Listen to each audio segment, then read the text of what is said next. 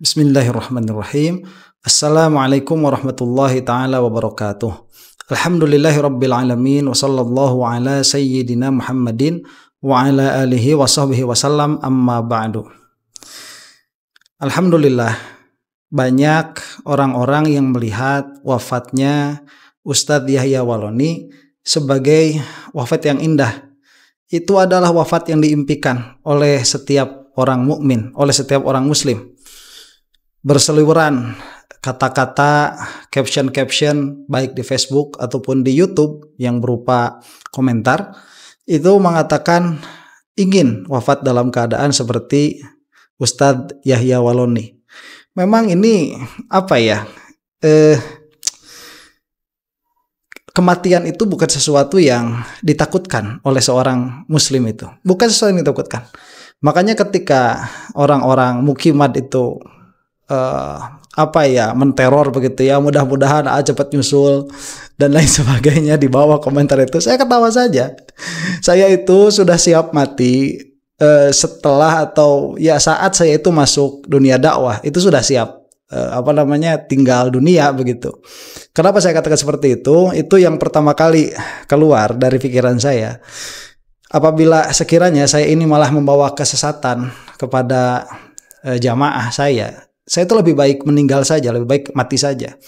Karena saya ini sudah sudah alhamdulillah begitu ya, keliling ke sana kemari, masuk satu organisasi keluar lagi, kemudian masuk satu pemahaman keluar lagi, sampai akhirnya saya itu menemukan Asy'ariyah Maturidiyah Syafi'iyah. Nah, disitulah saya mendapatkan kebenaran begitu, dan kebenaran ini tidak mungkin ditolak. Dalam pengertian ini pasti sesuatu yang benar, yang mana tatkala kita yakin itu atas kebenaran, itu kita itu takut tertutup hati begitu dari kemungkinan kebenaran yang lain. Tatkala kita yakin itu. Nah, adalah di situ perasaan, ya Allah, sekiranya saya ini salah di dalam apa-apa yang saya sampaikan. Lebih baik saya mati saja daripada saya membawa orang-orang di dalam ke dalam keburukan begitu. Nah, cuman saat itu ada Hatif ya. Ya, Hatif itu bisikan hati berkata seperti ini. Ada doa yang lebih baik daripada itu. Apa? Ya, apabila saya salah, mohon Allah tuntun saya kepada jalan yang benar begitu. Nah, itu sebelum kita jadi mutakalimin ya. Nah, setelah masuk mutakalimin, udah nggak ada pintu salah udah. Dalam perkara yang qat'i kita itu sudah jelas pasti benar. Dalam perkara yang zonni ya bisa salah bisa benar begitu. Itulah enaknya kita belajar ilmu akliyat itu, karena tidak mungkin adanya kesalahan. Nah, jadi itu adalah preface ya, menunjukkan bahwa memang seharusnya seorang mukmin itu tidak takut akan kematian. Makanya tatkala melihat ada seseorang yang wafatnya itu seperti Ustadz Yahya Waloni, subhanallah, itu suatu keindahan yang kita lihat, yang kita ingin wafat dalam keadaan itu. Nah, cuman ada cumannya nih, ada beberapa kelompok yang memang menilai atau melihat wafatnya Ustadz Yahya Waloni almarhum ini itu tidak ideal. Siapa mereka? Nah, itu diantaranya oten-oten yang memang sudah kadung sakit hati sama Ustadz Yahya Waloni karena memang gaya dakwahnya yang kita katakan gaya dakwahnya itu frontal begitu ya. Orang yang gak tahu apa-apa udah jebet-jebet aja apa yang mau beliau katakan begitu. Ya, itu memang seharusnya, dan sedikit banyak begitu ya memiliki kesamaan. Saya pun begitu. Kalau ada sesuatu yang ingin dikatakan, saya katakan saja. Gak jadi masalah, gak jadi soal begitu. Apalagi kalau memang kita itu tahu bahwa yang kita katakan itu kebenaran. Dan nanti akan kita lihat dalam video yang lain insya Allah sekiranya begitu ya, yang menjadi sangkaan bagaimana beliau itu bisa wafat dalam keadaan seindah itu. Nah, itu yang pertama tuh ya, yang gak suka tuh si oten-oten itu. Yang keduanya siapa? Ya siapa lagi kalau bukan si pengikutnya Dajjal saat ini, si Mukimat itu. Nanti kita lihat di dalam komentar sudah banyak lah. Tidak perlu saya buktikan, itu sudah banyak. Nanti akan kita lihat.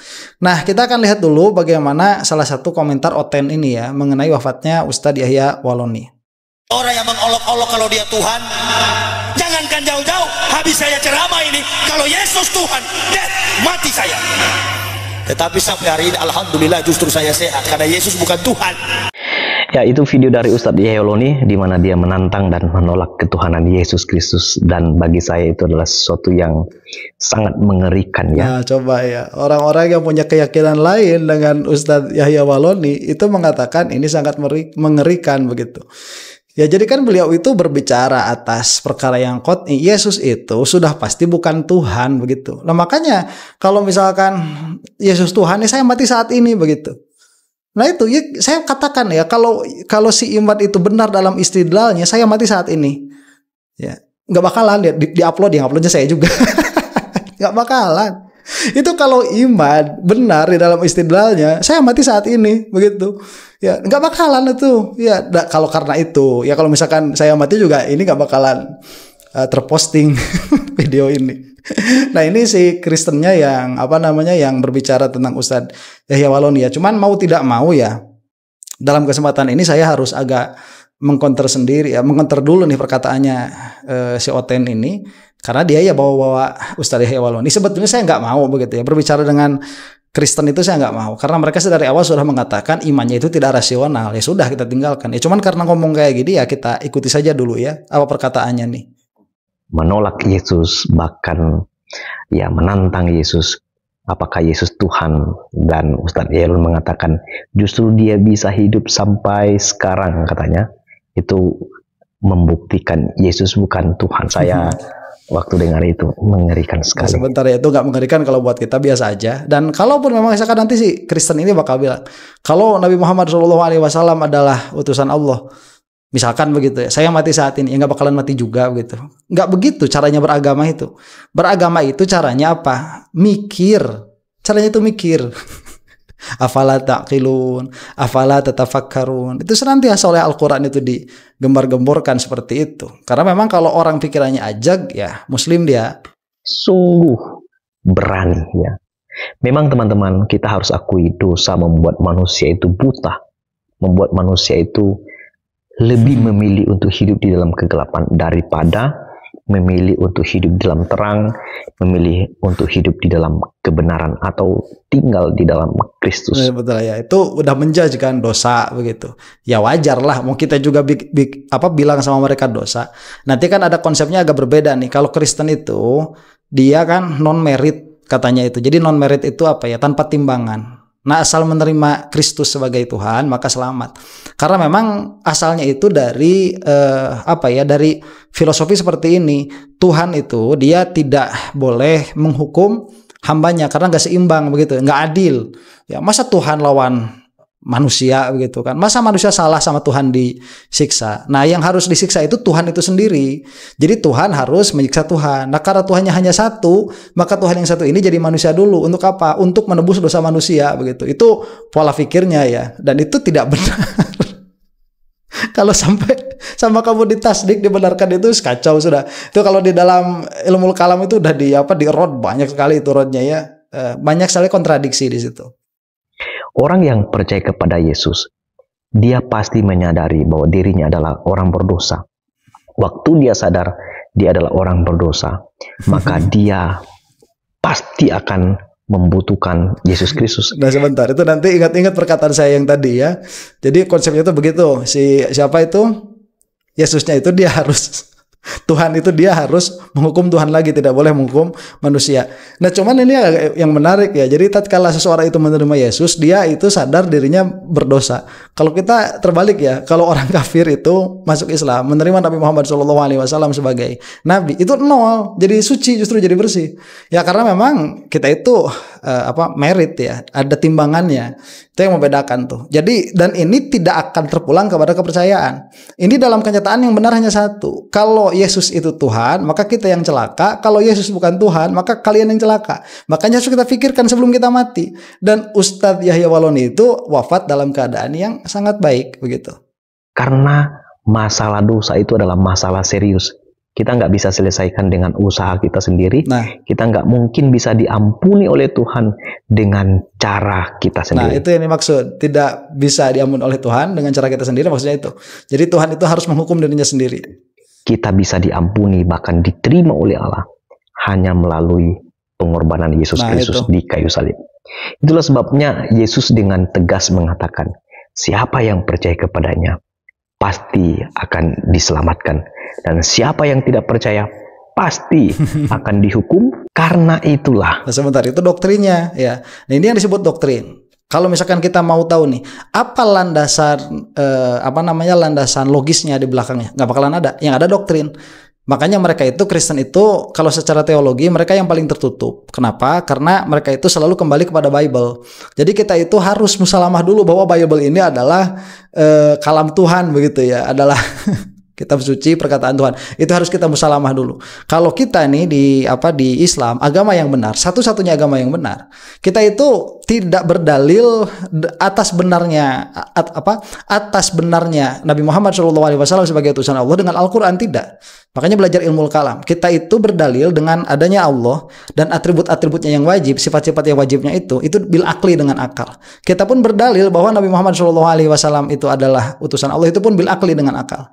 Nah, nanti hukum-hukum dan kabar ghaib baru dari Al-Quran, begitu. Makanya tidak ada circular reasoning, tidak ada daur di situ. Kalau orang-orang Nasrani daur, pasti mereka itu ngobrolin Bible. Padahal Bible-nya juga yang ada sekarang itu yang nggak tahu punya siapa. Ini maaf ya, saya harus berkata seperti ini kepada Nasrani. Tadinya saya tuh nggak mau ikut-ikutan campur tangan urusan Nasrani itu, karena ya sudah ada yang paling luar itu. Ustadz kita yang bagus-bagus, ada Ronditan dan lain sebagainya itu ya. Tadinya nggak mau. Cuman karena orang ini kebetulan ngomongin Ustadz Yahya Waloni, ya saya ngomong sedikit lah. Saya menyadari betapa saya orang berdosa yang membutuhkan belas kasihan Tuhan. Saya tidak berani menantang Yesus, apalagi menolak Dia sebagai Tuhan dan Juru Selamat. Nah, kalau menantang Tuhan kita nggak mau, betul itu. Tapi kalau menantang Yesus dalam pengertian kamu anggap itu sebagai Tuhan, berani kita. Kalau sebagai utusan Tuhan nggak berani, begitu. Jadi ini kan cuma menentang apa-apa yang di dalam pikiran kalian saja. Yesus itu manusia, itu kita sepakat ya. Semua orang yang berakal itu pasti sepakat. Tapi Isa itu manusia, sudah jelas itu. Selesai di situ. Itu adalah manusia. Cuman lah kok bisa Nasrani itu berpikir ini manusia tapi Tuhan. Ya, dan saya pernah berbicara tentang hal ini waktu saya pertama kali masuk TikTok itu ya. Saya bilang seperti ini, kamu itu kok bisa ya melihat manusia tapi di dalam pikiranmu itu Tuhan. Itu gimana tuh? Oh, itu nanti pasti mereka masuknya ke Bible. Saya bilang gak usah bawa-bawa Bible. Saya kan gak setuju Bible itu firman Tuhan, begitu. Ini secara logik itu bagaimana? Kok melihat manusia, kok di sebelakangnya itu apa? Tuhan, begitu. Dia katakan, ya karena Tuhan Maha Kuasa. Lah iya, Tuhan Maha Kuasa kan, kalau saya ngelihat sapi juga, saya gak nyangka itu Tuhan, begitu. Jadi gak ada dalilnya sebetulnya. Makanya kenapa saya rasa berdebat dengan Kristen ini sia-sia, karena mereka itu tidak memiliki logika sama sekali. Nggak logik sama sekali. Agamanya itu. Sekarang Ustadz Yahya Waloni sudah meninggal dalam kondisi di luar Kristus. Dan kita tahu, alhamdulillah, hanya orang yang ada di dalam Kristuslah yang bisa mendapatkan keselamatan. Ya enggak lah, itu mah di dalam pikiranmu saja. Aslinya tidak seperti itu. Jadi itu hanya seperti membuat hanya seperti membuat ilustrasi saja. Jadi sesuatu nama-nama saja yang mana itu tidak ada kenyataannya. Karena memang tidak bisa diverifikasi secara rasional, begitu. Saya katakan secara rasional ya. Nah, sudah itu kita simpan ya yang itu. Ya wayah nawe, maaf. Karena membicarakan Ustadz Yahya Waloni, saya harus berbicara. Kita lanjutkan lagi nih. Assalamualaikum, selamat datang kembali di channel ini. Balik lagi dengan saya Luis Prasetyo. Kali ini kita akan bahas soal Yahya Waloni, yang mana beliau hari ini siang ini meninggal dunia. Jadi waktu berkhutbah di jadwal yang kedua itu jadwal yang kedua, khutbah yang kedua ya. Makassar ya, salah satu masjid di Makassar. Ternyata beliau terduduk sebentar dan setelah terduduk beliau tidak sadarkan diri dan meninggal. Dan hidupnya sudah berakhir sampai saat ini ya. Saya menyampaikan turut berduka cita untuk keluarga yang ditinggalkan. Coba, itu kan bahasanya bagus tuh ya, turut berduka cita atas keluarga ditinggalkan. Bagus bahasanya ini. Tapi kita tahu pakai tapi kita tahu ya wajar lah Kristen begitu ya, nggak bisa ngapa-ngapain ya. Silahkan, begitu terserah. Sekarang beliau sudah bisa melihat kebenaran yang sebenarnya. Betul, kalau itu kita sepakat. Jadi meskipun ini Kristen, dalam hal itu kita sepakat. Kalau saya nih sudah bisa melihat kebenaran saat ini dengan apa? Dengan akal, dengan logika. Itu sekarang sudah nampak benar. Makanya di dalam ilmu kalam itu namanya bukan faith, tapi knowledge. Ya, we know, bukan we believe. I know that Allah is exist. I know that Allah is everlasting. I know that terus semua itu I know that. Itu bukan I believe, bukan. Makanya ditanyakan dari mana? How do you know? Bagaimana kamu tahu begitu? Bukan how do you believe. Kalau percaya ya gampang. Nah, makanya untuk orang-orang yang beriman ala mutakalimin, wafat itu ya cuman berpindah keimanan saja dari ilmu yakin menuju ainul yakin. Cuman masih dalam ranah yakin, dalam pengertian tahu. Jadi yakin dari bahasa Arab itu dia sudah ada reduksi makna kepada yakin di dalam bahasa Indonesia begitu. Kalau di dalam bahasa Indonesia yakin itu ya belief, padahal bukan itu beda. Jadi iman itu sebetulnya adalah knowledge, dia bukan belief. Nah, tapi dalam hal ini sepakatlah kita. Kalau sudah wafat, sudah meninggal, akhirnya kita tahu tanpa keraguan. Kalau memang sedari awal itu sudah ragu, ya. Dan kalau sedari awal sudah ragu itu tidak beriman. Sedari awal sudah ragu, ini gimana ya? Siksa kubur itu benar ada apa enggak? Nikmat kubur itu benar ada atau enggak? Nanti tatkala masuk ke alam kubur itu nggak selamat itu sudah. Nanti masuk yaumil qiyamah ke akhirat nggak selamat itu sudah neraka selamanya itu. Yang seperti itu. Makanya yang namanya keimanan itu kan tidak boleh syak. Dia itu naun minal jazmi. Dia itu harus jazm, harus 100%. Cuman nggak cukup jazm doang. Dia harus berlandaskan dalil, harus sesuai dengan realita. Nah, cuman dalam hal ini kita setujulah, saya tanazul dulu. Oke, betul. Kalau kita sudah mati baru kita tahu. Cuman kalau saya sedari sekarang sudah tahu. Siapakah yang benar, dan biarlah beliau tanya sendiri ya di sana ya. Nah itu. Ya. Kalau saya sudah tahu beliau yang benar begitu. Ustadz Yahya Waloni itu benar dalam keadaan wafat, dalam keadaan benar, saya tahu itu. Ya cuman misalkan nanti urusan pribadinya bagaimana itu kan nanti di yaumil qiyamah. Waktu kita masuk kubur itu yang ditanya hanya masalah tauhid saja, dan itu yang saya dapatkan dari Syekh Nawawi gitu ya. Kita tidak ditanya tentang masalah yang lain-lain. Itu tentang tauhid saja dulu. Nah, nanti di yaumil qiyamah baru ada pertanyaan lebih detail tentang kehidupan kita. Ya malah silahkan. Nanti kalau kita sudah mati kita tahu sendiri kok. Kalau saya sudah tahu dari sekarang. Kalau di dalam kekristenan sendiri ya kita tahu barang siapa yang percaya pada Yesus ketika meninggal dia pasti akan hidup kekal masuk surga. Itu dalam kekristenan. Saya tanyakan begini, berani tidak kamu mengatakan itu dalam kenyataan begitu? Realitanya. Kalau saya katakan dalam Islam, bukan dalam Islam, realitanya orang tatkala wafat itu ditanya man rabbuka, dan pertanyaan man rabbuka itu tidak akan bisa dijawab kecuali oleh orang-orang yang ilmunya sudah melekat dengan darah dan dagingnya. Itu nggak bisa ditanya. Kenapa? Karena pertanyaan man rabbuka itu bukan pertanyaan terhadap memori, tapi pertanyaan terhadap ruh. Yang mana ilmu itu baru bisa disebut ilmu apabila dia sudah menjadi sifat bagi ruh. Kalau belum bisa jadi sifat bagi ruh, itu nggak bakal bisa jadi ilmu. Nah, itu pola pikirnya ya. Jadi kita mentahkik dulu categorization. Ilmu ini kategori apa? Makanya ada ilmu makbulat. Itu supaya kita paham saja ya.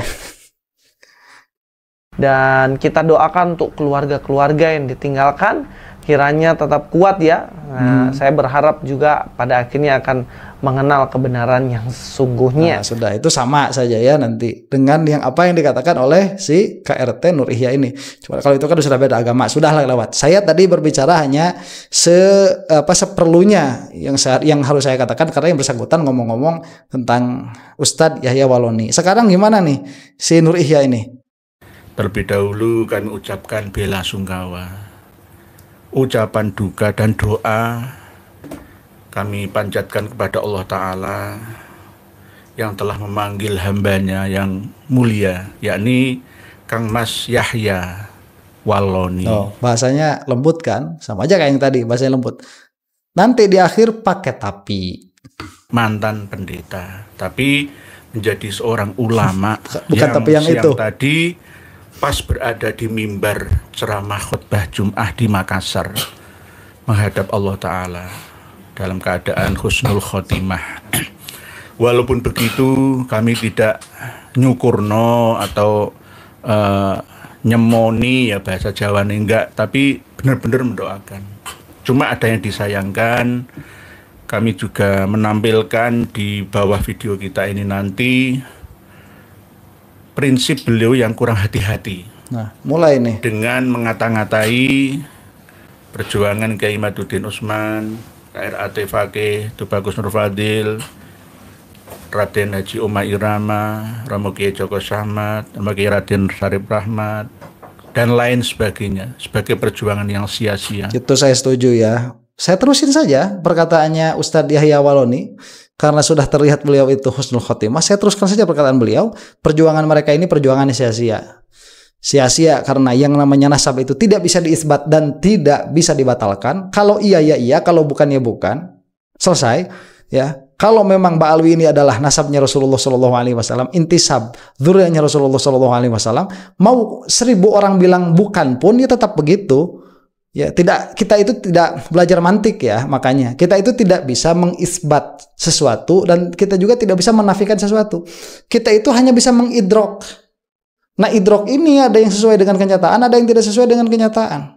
Jadi apa yang dilakukan oleh mereka ini perkara yang sia-sia sebetulnya. Mau dipindahin kemana? Dari dulu udah kayak gitu adanya, begitu. Itu perbuatan yang sia-sia. Jadi saya meneruskan saja ya perjuangannya. Siapa? Ustadz Yahya Waloni. Kalau beliau itu memang mengatakan bahwa perjuangan orang-orang yang disebutkan tadi itu sia-sia. Saya teruskan sekarang yang masih hidup nih. Perjuangan mereka itu sia-sia. Beliau memahami sebagai sebuah kumpulan ya kita-kita ini yang menebar kebencian, memusuhi ulama dan khabaib keturunan Nabi kita. Nah, itu bukan hanya perkataan Ustadz Yahya Waloni saja. Sekarang itu sudah menjadi sikap resmi PBNU dan gak ada malu di belakang itu ya pakai logo Nahdlatul Ulama. Udah jelas PWI itu dibuang ya. Udah jelas dibuang tuh. Sayangnya beliau belum sempat bertemu dengan kita-kita untuk belajar bersama tentang siapa sebenarnya yang dibela, yakni Kang Mas Muhammad Rizik Syihab Jakarta. Padahal seandainya kita bongkar-bongkar bersama, Kang Mas RS itu bukan keturunan Nabi kita, tapi ngaku-ngaku klaim sebagai keturunan Nabi kita. Nah, coba ya, orang ini yang mengatakan Nabi Adam itu lahir di pinggir kali. Coba, itu adalah produk dari hasil berpikirnya. Kemudian kamu kira-kirakan bagaimana keruwetan orang ini berpikir. Dan kamu kira-kira bagaimana keruwetan si Imad itu di dalam berpikir. Jadi mereka itu memiliki keruwetan yang sedemikian rupa sampai-sampai mengatakan bahwa Nabi Adam itu lahir di pinggir sungai. Yang mana salah satu hasil dari berpikir mereka itu Bani Ba'alwi bukan dzurriyyahnya Rasulullah Shallallahu Alaihi Wasallam. Kalau kamu setuju ke situ, masya Allah, nggak tahu lagi kita ini harus ngomong apa ya. Itu tidak memiliki pola pikir. Begitu hebatnya dibela oleh almarhum Kang Mas yang mulia Yahya Waloni dari Minahasa. Nah, sebentar, perkata aja kan santun kan. Ya, ini yang saya bilang itu. Apa kebodohan dibalut dengan kesantunan itu? Ustadz Yahya Waloni itu nggak terkenal orang santun tuh. Wafatnya alhamdulillah ya Allah, bagus sekali, baik sekali. Mau saya wafat seperti Ustadz Yahya Waloni? Mau saya. Ya, itu kematian yang sangat indah. Nggak mau besok mau lusa mati aja, begitu. Nggak ada masalah kalau buat saya mah, nggak ada masalah. Itu apa kebodohan yang dibalut dengan kesantunan seperti ini akan menipu banyak orang. Kalau saya mau lebih senang orang mikir ya, nggak usah mikirin kata-kata saya itu, pilihan diksi, intonasi dan lain sebagainya. Kamu pikirkan apa-apa yang keluar dari mulut saya. Kalau perlu tulis tuh kalimat-kalimatnya, qodiyahnya. Kemudian kalau kamu mempertanyakan, tanyakan mana mukadimahnya, landasannya apa, dalilnya apa dan lain sebagainya. Kalau mau begitu ya. Ini pembodohan sudah kalau seperti ini. Ini sangat kami sayangkan bersama. Tidak hanya itu saja, beliau sempat mengancam penggal kepala kepada Kiai Imaduddin Utsman. Udah. Harusnya kan kalau misalkan santun yang kayak gini nggak usah diomongin. Dan mana juga yang bentar nih, apa katanya tadi mengancam penggal kepala kepada Kiai Imaduddin Utsman. Dan sebentar. beliau sempat mengancam penggal kepala kepada Kiai Maduddin Usmul. Kalau ini saya tidak menemukan videonya. Entah betul atau tidak. Cuman kalau saya pribadi ini, kalau sampai mengancam-ancam seperti itu nggak bakalan kalau saya. Nggak bakalan. Kenapa? Saya ini mutakalim ya. Mutakalimnya jagonya gelutnya gelut ngomong. Bukan gelut fisik. Kalau ngajak saya gelut fisik, saya mau mundur dari awal. Kecuali kalau pakai ring. Kalau pakai ring. Siapapun ya, nih. Dari PWLS, dari Sikimat yang mau nantang saya tinju atau apa namanya lah, kalau dulu itu pencak silat ya, kalau di Muhammadiyah itu, bukan di Muhammadiyah itu apa, Masya Allah, tapak suci. Saya punya kenangan itu tapak suci. Tapak suci itu, ayo kalau mau ya pakai ring, tapi pakai ring, pakai aturan, pakai wasit. Kalau gitu ayo. Cuman kalau misalkan berantem apa udah lama juga nggak sparring nih. Berantem apalagi banyakan lawan satu orang, aduh enggak lah, saya mau mundur aja begitu. Itu bukan ekspertis saya di sana. Sekarang mah gelutnya gelut perkataan dan gelut pemikiran begitu. Nah ini kan kata-katanya manis begitu, tapi disudutkan juga orang sudah wafat. Ada videonya dan ada video-video yang lainnya ya yang menyerang kita-kita. Inilah pentingnya kita untuk open minded, mau belajar bersama. Tidak ada yang lebih dari segalanya, masalah ilmu pengetahuan apapun juga. Jangan sampai dengan kebodohan kita menjatuhkan putusan yang salah, yang nanti akan diingat oleh generasi setelah kita. Raimu. Nah udah. Riot saya kalau dengerin si Nur Ihya ini, ngaconya udah kebangetan. Ya mau gimana lagi, di kita nggak ada kodi, di kita nggak ada mufti, MUI diam aja. Orang NU tuh ya, saya harap tuh NU itu putusannya kan sangat sangat kuat ya kayak kemarin. Udah omongin aja Nur Ihya sesat begitulah. Makanya saya bilang nih, mencela orang yang sesat itu bisa jadi kewajiban. Coba kalau NU dari dulu bilang PWLS itu sesat lah katakan begitu ya, bukan bagian dari NU, kemudian orang-orang kayak si Nur Ihya ini katakan saja sudah kebanyakan ini errornya, udah omongin aja Imaduddin kayak gitu sesat juga. Kenapa sih nggak keluar kata-kata itu? Itu bisa jadi sunnah atau wajib ya. Kalau NU nggak mau, biar bagian saya lah. Mudah-mudahan memutuskan fardu kifayah. Demikian kita sekali lagi mudah-mudahan beliau Ustadz Yahya Waloni diterima oleh Allah Subhanahu wa taala, dibangkitkan dengan orang-orang yang soleh, dilapangkan kuburnya dan diterima iman Islamnya. Wallahu taala alam bisawab. Mudah-mudahan kita semua husnul khatimah. Assalamualaikum warahmatullahi taala wabarakatuh.